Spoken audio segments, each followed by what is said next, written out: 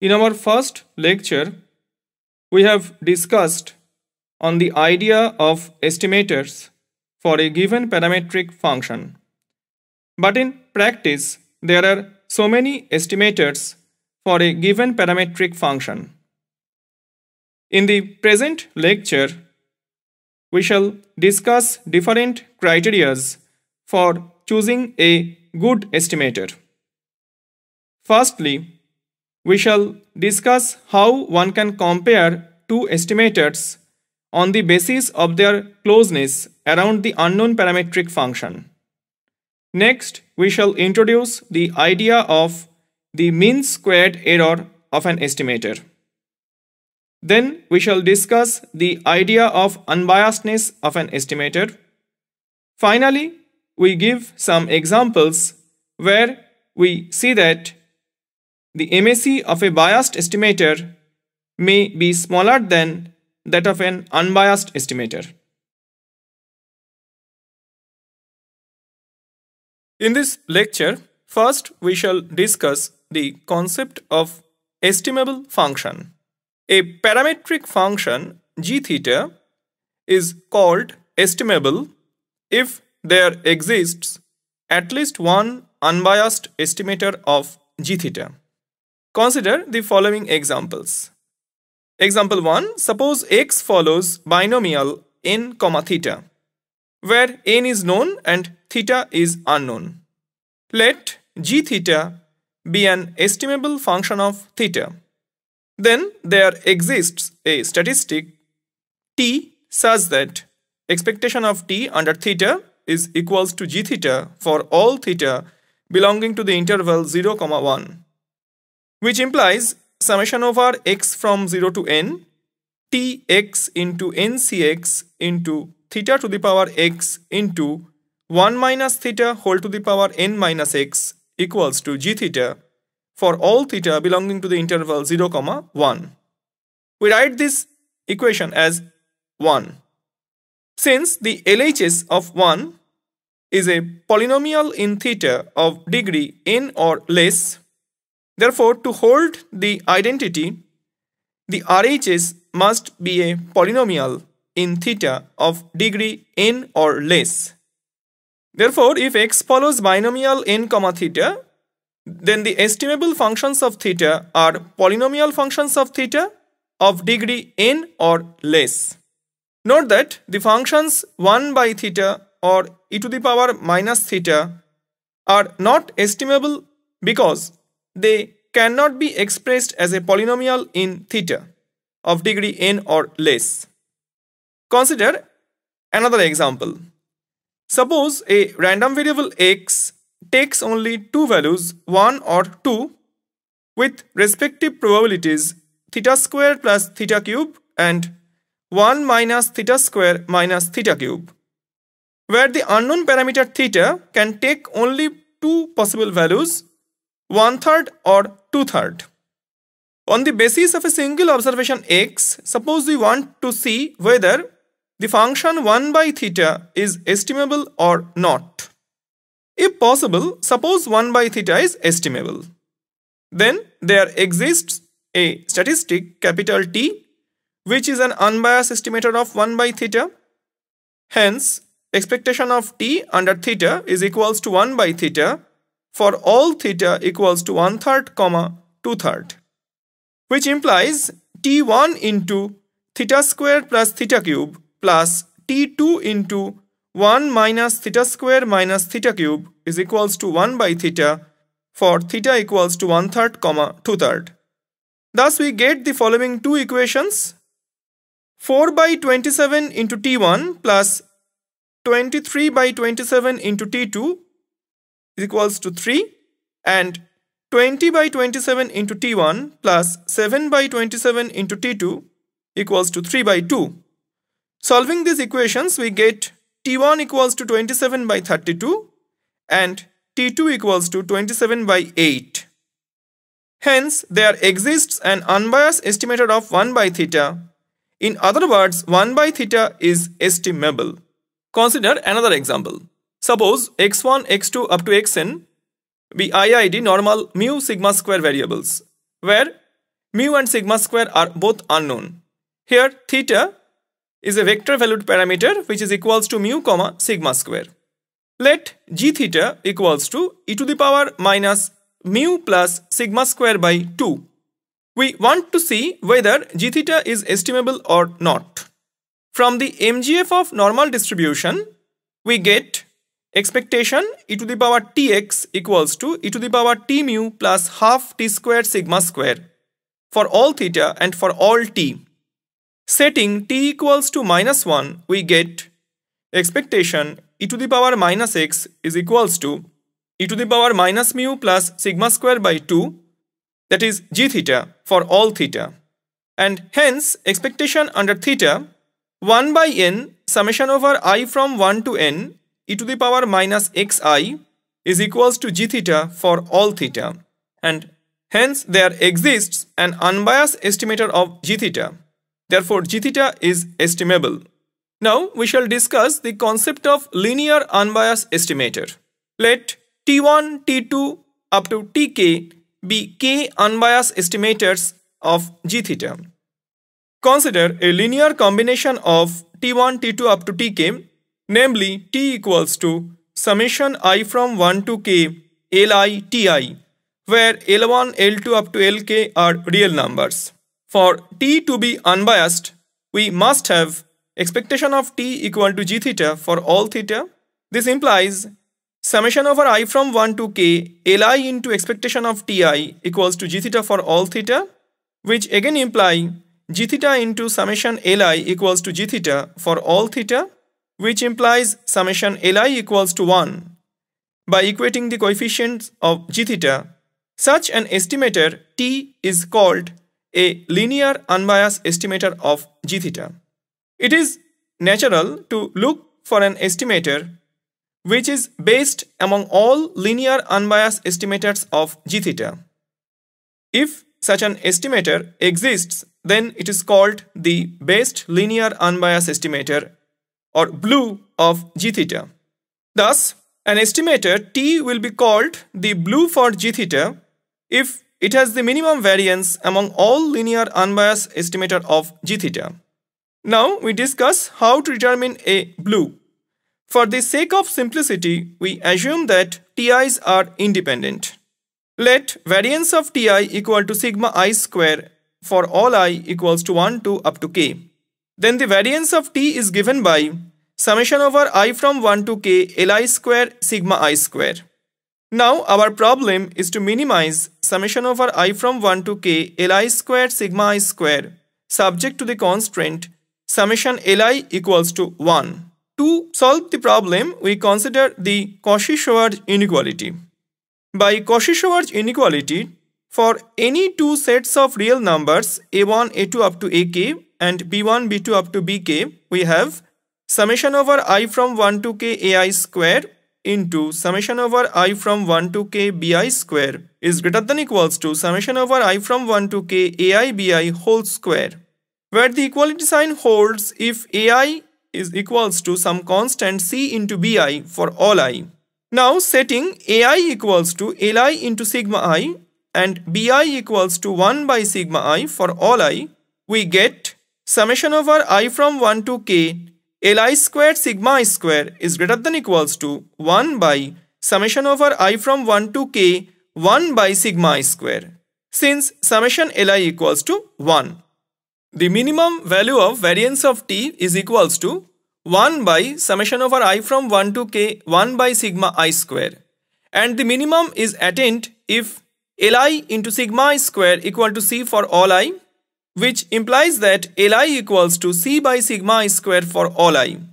Using the constraint summation li equals to 1, we get c equals to 1 by summation over I from 1 to k 1 by sigma I square, and hence the BLUE for g theta is given by summation over I from 1 to k ti into wi whole divided by summation over I from 1 to k wi, where wi is equal to 1 by sigma I square for all I. Therefore wi's are equal to the reciprocal of variances of ti's. Note that if variance of Ti equal to sigma square for all I, then the blue for g theta will be summation over I from 1 to k Ti whole divided by k, which is the simple arithmetic mean of Ti's. Finally, we shall discuss some drawbacks of unbiased estimators. The first drawback is an unbiased estimator may be inadmissible. Consider the following example.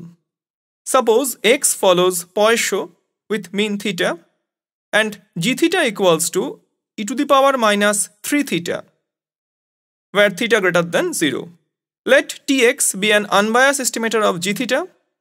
Hence, expectation of T equals to g theta for all theta, which implies summation over x from 0 to infinity Tx into e to the power minus theta into theta to the power x whole divided by x factorial is equals to e to the power minus 3 theta for all theta, which implies summation over x from 0 to infinity Tx into theta to the power x by x factorial is equals to e to the power minus 2 theta, which is equals to summation over x from 0 to infinity minus 2 whole to the power x into theta to the power x divided by x factorial. Comparing the coefficients of theta to the power x by x factorial from both sides of the above identity, we get Tx equals to minus 2 whole to the power x for all x, and hence Tx equals to minus 2 whole to the power x is the unique unbiased estimator of g theta. Here, T is inadmissible since g theta is a monotone decreasing continuous function of theta taking only non-negative values, whereas T is an oscillatory function of x taking both positive and negative values. The second drawback of the unbiased estimator is that there may not exist an unbiased estimator in all the cases. Let us consider the following example.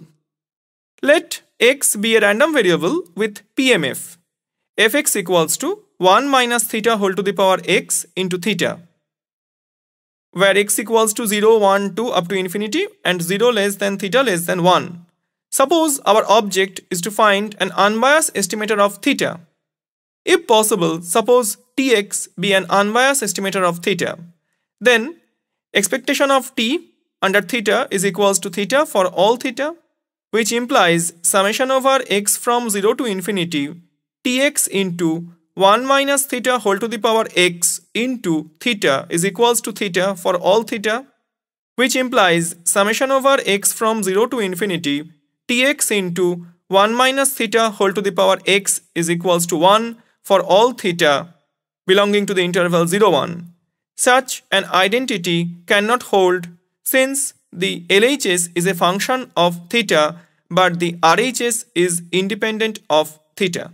The next drawback is an unbiased estimator may not be unique. Consider the following example. Suppose xi follows IID rectangular 0, theta I from 1 to n independently. Now, if we define x bar equals to 1 by n summation I from 1 to n xi, then expectation of x bar equals to theta by 2 for all theta, and hence expectation of 2x bar is equals to theta. Therefore, 2x bar is an unbiased estimator of theta. Another unbiased estimator of theta in this example can be obtained as follows. Suppose x ordered n is equals to maximum of x1, x2 up to xn. Then expectation of x ordered n is equals to n by n plus 1 into theta, and hence n plus 1 by n into x ordered n is an unbiased estimator of theta. Thus, in this example, we get two unbiased estimators of theta. One is 2x bar and the other is n plus 1 by n into x ordered n. Thus, in this example, we get two unbiased estimator of theta. One is 2 into x bar and the other is n plus 1 by n into x ordered n. Another drawback of an unbiased estimator is that An unbiased estimator is not invariant under a transformation. That is, if T is an unbiased estimator of theta, then GT may not be an unbiased estimator for G theta. Consider the following example. Suppose T is an unbiased estimator of theta and GT is a convex downward function of T. Then by Jensen's inequality, expectation of GT is greater than equal to G of expectation of T, and hence expectation of GT is greater than equal to G theta for all theta. Therefore, GT is a biased estimator of G theta with an upward bias.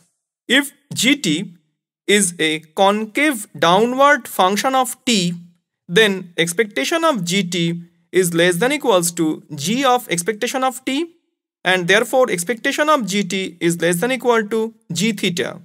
Therefore, GT is a biased estimator of G theta with a downward bias. We shall now discuss a practical example. Consider a coin with probability of getting a head in a single toss is equal to theta, where theta is unknown. Suppose our problem is to estimate 1 by theta unbiasedly. Here we apply the following inverse sampling methodology. The coin is tossed repeatedly until a head appears, and the experiment is performed independently for 20 times. From the outcomes of 20 trials, it is found that the first head appears in first, third, fifth, first, second, first, third, seventh, second, fourth, again fourth, eighth, first, third, sixth, fifth, second, first, sixth, and second toss. Let xi be the number of trials required to get the first head in the ith trial, I running from 1 to 20. Then the PMF of xi is given by fxi equals to 1 minus theta whole to the power xi minus 1 into theta, where xi can take the value 1, 2 up to infinity and 0 less than theta less than 1. Then expectation of xi is equals to summation over x from 1 to infinity x into 1 minus theta whole to the power x minus 1 into theta, which is equals to 1 by theta for all I. Hence, expectation under theta 1 by 20 into summation over I from 1 to 20 xi is equals to 1 by theta for all theta, and therefore summation xi by 20 is an unbiased estimator of 1 by theta. Now, from the given data, we have summation xi equals to 67, and hence an unbiased estimate for 1 by theta is given by 3.35. It is to be noted that from the third drawback of the unbiased estimator, here it is not possible to find an unbiased estimator of theta from the above data set. In the present lecture, we have seen that if T1 and T2 be two estimators of a given parametric function g theta, then T1 would be closer to g theta than T2 only if the MAC of T1 is smaller than that of T2. Therefore, MAC is a very important criteria for choosing a good estimator. But we can't compare two estimators only looking at their MACs. So we require another condition which is called unbiasedness. Finally, we have seen that in some cases, the MAC of a biased estimator may be smaller than that of an unbiased estimator.